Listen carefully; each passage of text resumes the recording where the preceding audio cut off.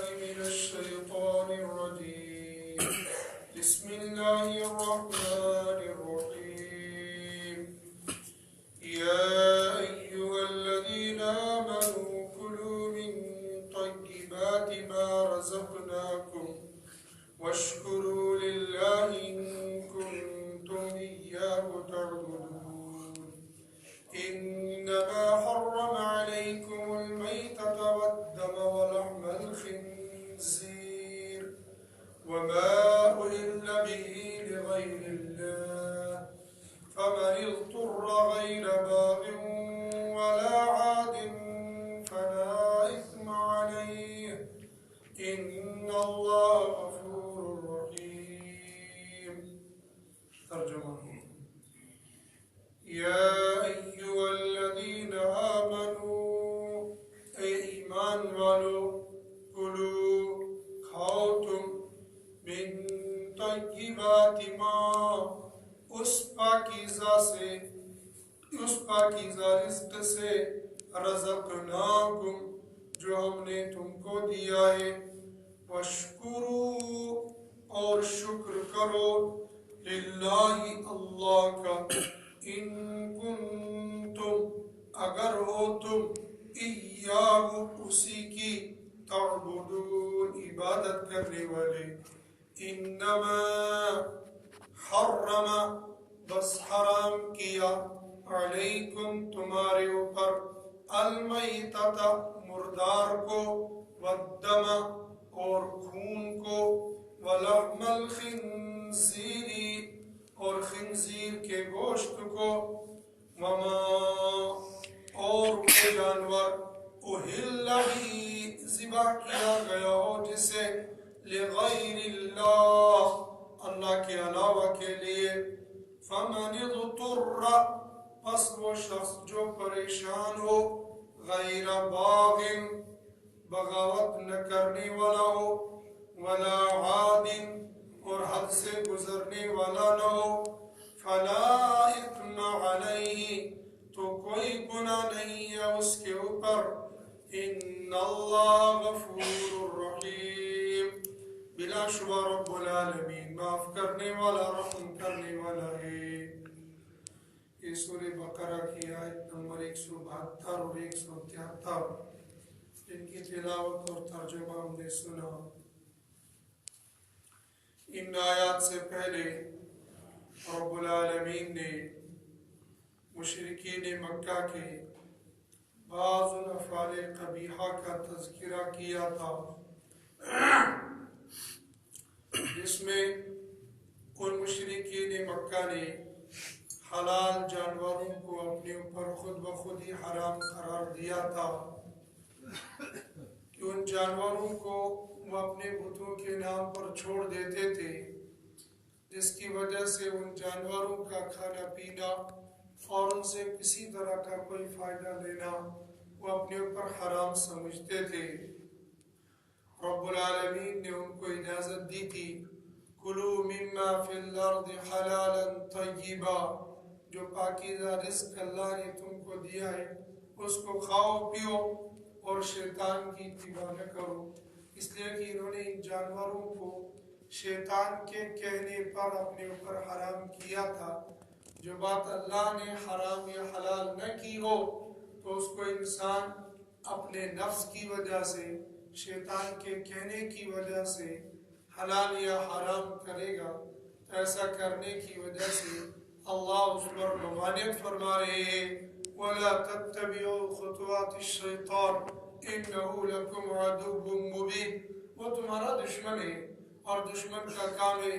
یأمرکم بالسوء والفحشاء، یہ دشمن ہے تم کو برائی کی اور فحش کاموں کی تبلیغ کرے گا، دعوت دے گا، تم کو ایسا نہیں کرنا ہے. اور وہ کہنے لگے ہم ایسا کیوں نہیں کریں گے، ہم نے تو اپنے آبا و اجداد کو اسی پر پایا ہے، الفینا علیہ آباءنا، ہم نے اپنے آبا و اجداد کو یہی کرتا ہوا دیکھا ہے. لات و عزیٰ منات کی عبادت کرتے تھے اور اسی پر جانوروں کو چھوڑ دیتے تھے. رب العالمین نے فرمایا تمہارے آبا و اجداد بیوقوف اور نادان تھے. وَلَوْ كَانَ آبَاؤُهُمْ لَا يَعْقِلُونَ شَيْئًا وَلَا يَهْتَدُونَ، نہ ان کو عقل تھی اور نہ وہ نبیوں کی بات کو پیغمبروں کی بات کو منزل من السماء کتاب کی اتباع نہیں کرتے تھے ان کی اتباع کرنے کا تم کو کوئی فائدہ نہیں ہے فرماتے ان لوگوں کی نادانی کا حال یہ تھا کہ وہ ایسے لوگ ہیں وہ پکارتے اس چیز کو لا يسمع دعاءکم جو تمہاری بات کو سنے گا نہیں اور تمہارے پکارنے کو سنے گا نہیں بس صرف چیخ اور پکار ہوگی گویا تم اس شخص کو اس چیز کو پکار رہے ہو سم بکم عمی جو کانوں سے بہرا بھی ہے زبان سے گونگا بھی ہے آنکھوں سے اندھا بھی ہے تو جس آدمی کے اندر یہ تینوں عیب ہوں نہ وہ سن سکتا ہے نہ دیکھ سکتا ہے نہ بول سکتا ہے لہذا وہ مخاطب کی کوئی مدد بھی نہیں کر سکتا ہے بندے کا دل کسی کی طرف پلٹتا ہے جب اس کی فریاد کو سنتا ہے یا اس کو اپنی آنکھوں سے دیکھ لیتا ہے لیکن اس آدمی کو نہ سنائی دیتا ہو نہ دکھائی دیتا ہو اور پھر زبان سے کیا کہے گا یا کبھی کبھی انسان کچھ کر نہیں سکتا ہے زبان سے تسلی تو دے سکتا ہے کوئی بات نہیں ہے صبر کرو اللہ جزا دے گا اس طرح کی تسلی دیتا ہے تو یہ جن سے یہ شکایت کرتے تھے نہ ان کو دکھتا تھا نہ ان کو سنائی دیتا تھا نہ ان کو وہ کوئی تسلی دے سکتے تھے رب العالمین نے فرمایا لا یعقلون شیئا ولا یهتدون نہ ان کو عقل ہے نہ سمجھتے ہیں اور سم بکم عمی فہم لا یعقلون کچھ بھی نہیں کر سکتے ہیں لہذا تمہیں ان کو چھوڑ دینا چاہیے اب ایمان والوں سے خطاب ہے ایمان والوں تمہیں کیا کھانا چاہیے اور کیا نہیں کھانا چاہیے یا ایھا الذین آمنوا کلوا من طیبات ما رزقناکم اوپر مطلق حکم تھا یا ایھا الناس کلوا مما فی الارض حلالا طیبا اے لوگوں کھاؤ اس میں سے جو زمین میں سے نکلا حلال اور طیب یہ ہم انسانوں میں سے الگ کر دیا ایمان والوں کو کفار مشرکین یہود نصارہ سب کو نکال کر صرف ایمان والوں سے خطاب یا ایھا الذین آمنوا کلوا من طیبات ما رزقناکم ایمان والوں تم کو کھانا ہے وہ کھانا ہے جو طیب ہے ہر چیز تم کھا نہیں سکتے ہو اور وہ جو اللہ نے تم کو دی ہو تمہیں کوئی اپنی بناوٹی چیز دے دے گا اگر وہ حلال نہیں ہوگی تو تم اس کو کھا نہیں سکتے ہو اور کھانا ہی نہیں ہے کھا کر اللہ کا شکر ادا کرنا ہے وَاشْكُرُوا لِلَّهِ شکر کرو اللہ کا ان کنتم ایاہ تعبدون اگر اسی کی عبادت کرتے ہو رزق حلال کھانا یہ ایمان والے کے اوپر فرض ہے جیسے مسلمان کے اوپر نماز فرض ہے روزہ فرض ہے زکوٰۃ فرض ہے جیسے یہ فرائض ہے ایسے ہی رزق حلال کھانا یہ فرض ہے اور رزق حرام کھانا یہ حرام ہے جیسے بندے کے لیے مردہ گوشت کھانا یا کتا بلی چوہا کھانا یہ حرام ہے ایسے ہی کسی کمائی کو حرام طریقے سے کما کر کھا لینا یہ بھی اس کے لیے حرام ہے نہ ویسے کھانا ہے نہ ویسے کھانا ہے جو سرے سے حرام ہے اس کو بھی نہیں کھانا ہے اور جس کو حرام طریقے سے کمائے گا اس کو بھی نہیں کھانا ہے دونوں طریقے سے بیر لگا دی تم جب کماؤ گے تو کمانے میں حلال کمانا کھانا ہے تو کھانے میں حلال کھانا حرام نہیں کھانا مثال اس کے زمانے کے اندر کہ کمانا حلال ہے حرام نہیں کھانا ہے جیسے اس زمانے کے اندر لوگوں کو تنخواہیں بھی ملتی ہیں پھر بھی ان کو اپنی کمیشن چاہیے لوگوں کو اپنی کمائی حلال طریقے سے جو ان کو تنخواہ ملتی ہے 40,000 50,000 20,000 30,000 جو بھی ملتی ہے لیکن اس کے علاوہ کہتے ہیں دبرناز چائے پانی جب تک نہیں ہوگا تب تک تو یہ فائل یہاں سے آگے نہیں جائے گی جب تک نہ چائے پانی دو گے تب تک یہ بل پاس نہیں کروں گا حالانکہ اسی بندے کو انتظامیہ اسی کام کے تنخواہ دیتی ہے لیکن پھر بھی یہ مانگ رہا ہے اس کا یہ مانگ لینا یہ حرام کمائی ہے اصل کمائی میں حرام کمائی کو ایڈ کر رہا ہے اس سے دنیا بھی برباد آخرت بھی برباد آخرت والے تو کہتی ہے کہ پہلے سے وہ آخرت خراب ہوتی اب دنیا والے بھی پریشان ہو گئے بس اس کو ہٹاؤ ہٹاؤ ہٹاؤ ہٹاؤ ہٹانے سے نعرے تو لگاتے لیکن کھاتے خود ہی ہیں جو بل پاس کرتے ہیں وہی بلوں کے بل کھا جاتے ہیں، تو وہ سانپ کے بل میں گھس جاتے ہیں۔ تو اس طریقے سے نظام تو بدلے گا نہیں جب تک نہ اللہ کی خشیت، اللہ کا ڈر ہوگا۔ حرام کھانا تو اس کو ایسے ہو گیا، حلال ہے لیکن پھر اس کو حرام میں داخل کر رہا ہے، اور حرام سرے سے حرام ہے، چوہا حرام ہے، بلی حرام ہے، کتا حرام ہے، اور اس کو لا کر کھائے گا۔ کیسے کھائے گا؟ عام طور پر تو بندہ نہیں کھاتا ہے، لیکن آج کل ایسے ہوٹل بنے ہوئے ہیں جن ہوٹلوں پر حرام کھانا آ جاتا ہے، اور ہمارا جوان طبقہ بے دریغ ان ہوٹلوں پر چلا جاتا ہے اور مزے سے کھا پی کر آ جاتا ہے، کہتا مزدار کیوں؟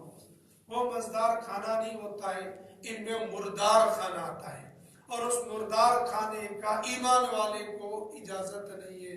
اس کو کھانا اس کے لیے جائز نہیں ہے۔ یہاں تک کہ اگر بندہ اجنبی جگہ پر پہنچ جائے، پہلے تحقیق کر لے کہ یہاں پر کھانا کیسا بنتا ہے۔ بلکہ بعض جگہوں کے بارے میں ہمارے ساتھی بتاتے ہیں لکھا ہوا ہے وہاں حرام ڈش، لیکن تحقیق کرنے کے بعد پتہ یہ چلتا ہے یہاں حرام کھانا آتا ہے۔ جہاں پر حرام کھانا آتا ہو، یا ایسا ہوتا ہے کہ واقعی حلال کھانا آتا ہے، واقعی مسلمان کا ذبیحہ آ جاتا ہے، واقعی وہاں پر حلال بنتا ہے، لیکن ہوتا یہ اسی برتن میں حلال بنتا ہے، اسی برتن میں جھٹکا بنتا ہے، اسی برتن میں حرام بنتا ہے۔ تو حلال اور حرام جب مکس ہو جائے تو اس کھانے کا بھی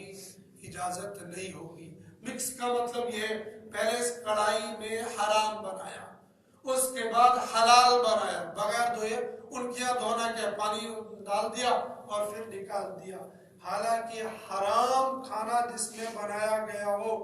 جب تک نہ اس کو مٹی سے 3 بار صاف کیا جائے، رگڑا جائے گا، تب تک اس میں سے حرمت نہیں نکلتی ہے، تب تک اس میں حلت نہیں آتی ہے۔ حرام کھانا جس میں بنایا گیا ہو، جب تک 3 بار اس کو مٹی سے دھویا نہیں جائے گا تب تک کھانا درست نہیں ہوگا۔ تو حرام کھانا ایسے ہو گیا اور حرام کمانا ایسے ہو گیا، دونوں طرف سے ایمان والے کو کہا تم کو ایسا نہیں کرنا ہے۔ اگر تم ایسا کرو گے تو اللہ کی اور تمہاری دعائیں اور عبادتیں قبول نہیں ہوگی۔ اللہ کے نبی صلی اللہ علیہ وسلم نے ایک موقع پر فرمایا، ایک بندہ پرسان حال ہے، بال بکھرے ہوئے ہیں، کپڑے پٹے پرانے ہیں، بہت زیادہ پریشان ہے، اس پریشانی میں وہ ہاتھ اٹھاتا ہے، اللہ کے سامنے عز و نیاز کرتا ہے، عاجزی انکساری کرتا ہے، دعا قبول نہیں ہوئی۔ کیوں؟ اس لیے کہ اس کا کھانا حرام، اس کا پینا حرام، اس کا پہننا حرام۔ جب حرام غذا چاروں طرف سے ہوگی پھر اللہ کی یہاں دعا قبول نہیں ہوگی۔ اور ہم اپنے اوپر نظر ڈالیں، سارے عمومی طور پر ہماری دعاؤں میں اثر نہیں رہا ہے، اس لیے کہ اگر رزق حلال نہیں ہے، رزق مشکوک تو ضرور آ گیا ہے، اور مشکوک رزق کی وجہ سے پھر دعائیں قبول نہیں ہوتی ہے۔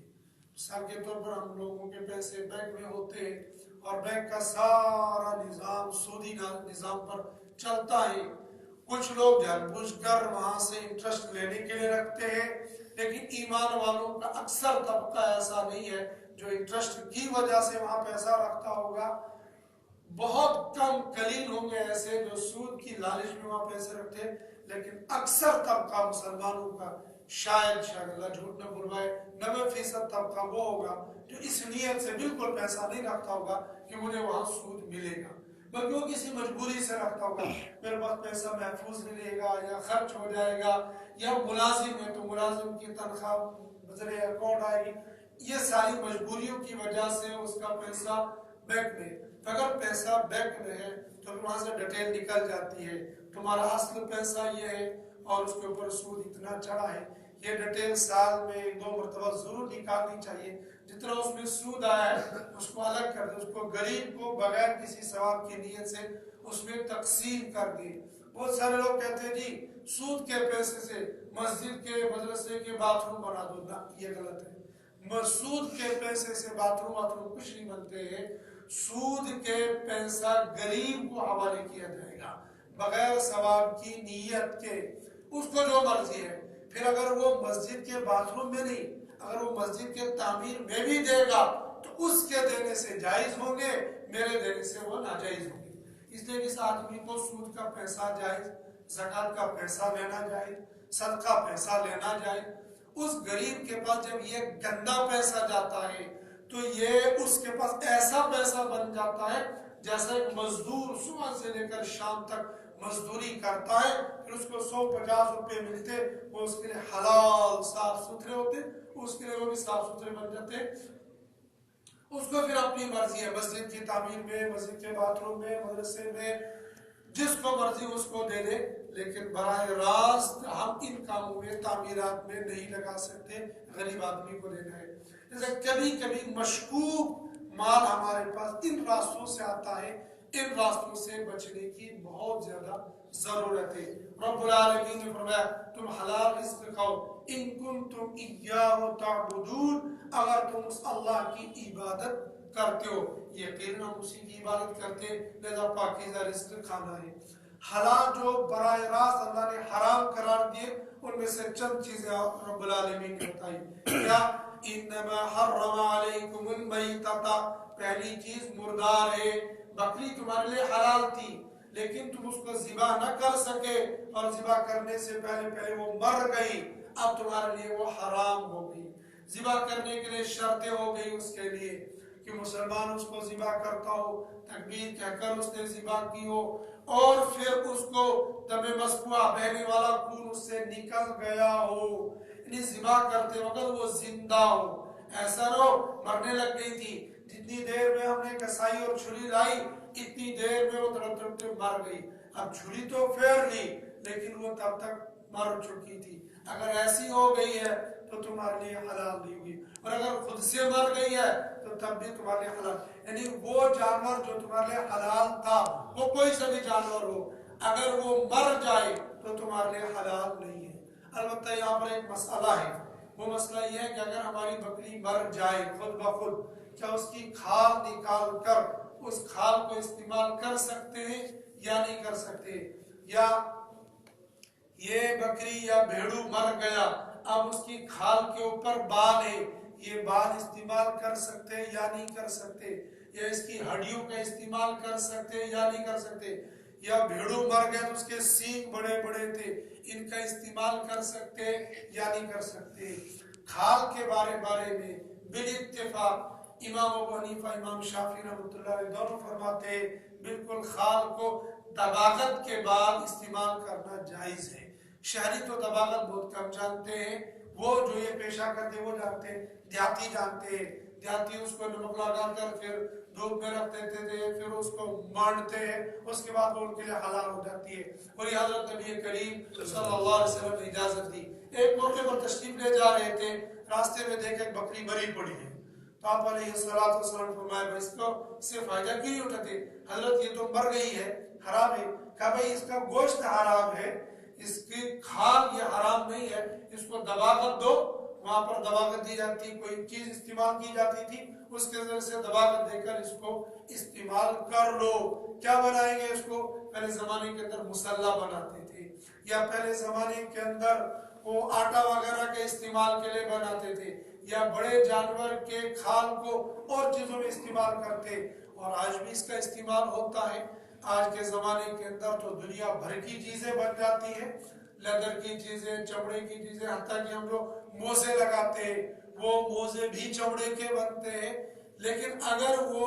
موزے دباغت کے بعد، یعنی وہ جانور جو خود بخود مر گیا ہو پھر اس کھال کو دباغت دی ہو تب اس کا استعمال جائز ہوگا، بغیر دباغت کی وہ جائز نہیں ہوگا، اور اگر ایسا نہیں کیا گیا ہوگا پھر وہ جائز نہیں ہوگا۔ اگر ایسا حلال جانور خود بخود مر جائے تو اس کو کھا نہیں سکتے، حلال جانور کا حلال کرنا ضروری ہے۔ دوسری حرام چیز والدمہ، اور خون حرام ہے، خون کو بندہ استعمال نہیں کر سکتا، کوئی خون کو پیتا نہیں ہے، کوئی خون کو کھاتا نہیں ہے۔ ہاں البتہ یہاں پر ایک شبہ ہو سکتا ہے، خون بندے کو چڑھایا جاتا ہے، ایک آدمی کے رگ سے نکالا جاتا ہے، دوسرے آدمی کی رگ میں اس کو ڈالا جاتا ہے، تو یہ کھانا نہیں ہوگا، یہ تو چڑھانا ہوگا، اس کا مسئلہ الگ ہے، ایسا کرنا جائز ہے، لیکن خون کا کھا لینا، خون کا پی لینا یہ حرام اور ناجائز ہے۔ اللہ کے نبی صلی اللہ علیہ وسلم نے فرمایا ہے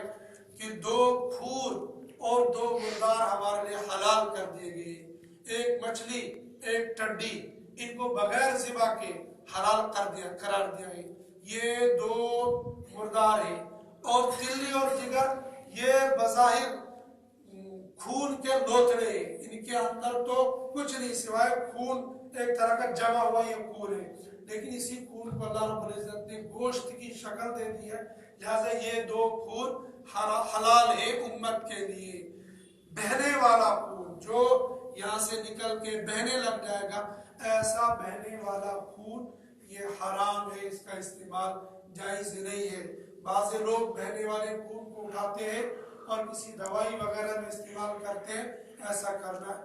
جائز نہیں ہے۔ وَلَحْمَ الْخِنْزِيرِ، اور تیسری چیز خنزیر کا گوشت۔ خنزیر سور جس کو ہم بولتے ہیں، یہ نجس العین ہے، اس کی کوئی چیز پاک نہیں ہے، کوئی چیز صاف نہیں ہے، یہ سارا کا سارا حرام ہے۔ چاہے یہ خود بخود مر جائے اور خدا نخواستہ کوئی اس کو ذبح بھی کر لے، یہ تب بھی حرام ہی رہے گا۔ مسلمان تو اس کا نام لینا بھی پسند نہیں کرتا ہے، بغیر ضرورت کے اس کا نام بھی نہیں لے لیتا ہے۔ اور ہم نے جب کہا تو اس کی تفسیر و تشریح کے لیے بندہ نام لیتا ہے، ورنہ مسلمان یعنی اتنا گندا ہے کہ مسلمان اس کا نام بھی لینا پسند نہیں کرتا، تو پھر کھائے گا کیسے؟ وَلَحْمَ الْخِنْزِيرِ، اور خنزیر کے گوشت کو حرام قرار دیا مسلمانوں کے لیے۔ غیر کھاتے ہیں، اس نے بتا دیا کہ بھائی تم خنزیر کا گوشت نہیں کھا سکتے ہو۔ اور چوتھی چیز وہ جو تمہارے لیے حلال ہے لیکن تم نے اس کو خود بخود ہی حرام قرار دیا، یہ تمہارے لیے جائز نہیں ہوگی۔ وَمَا أُحِلَّ بِهِ لِغَيْرِ اللَّهِ، اور وہ بکرا جو تمہارے لیے حلال تھا لیکن تم نے کہا اے پیر صاحب نے ناؤ پڑھن کرون ذبح، پیر صاحب نے نام پر ذبح کر دیا، یہ حرام ہو جائے گا۔ وہ کفار مکہ تو یہ لات کے نام پر، یہ عزا کے نام پر اس کو ذبح کیا جائے گا، حرام۔ اور اگر اس زمانے کے اندر اگر کوئی اللہ کے نام کے علاوہ غیر اللہ کے نام پر ذبح کرے گا، وہ بھی حرام ہو جائے گا۔ وَمَا أُحِلَّ بِهِ لِغَيْرِ اللَّهِ، مگر کبھی کبھی انسان پریشان ہو جاتا ہے، بھوک کی شدت یہ ہو جاتی ہے، اس کے پاس کھانا کوئی نہیں ہے، اب بھوک کی شدت کی وجہ سے اگر اس کے سامنے حرام کھانا آ جائے تو کیا کھا سکتا ہے؟ فَمَنِ اضْطُرَّ غَيْرَ بَاغٍ وَلَا عَادٍ، وہ شخص جو بھوک کی شدت کی وجہ سے پریشان ہو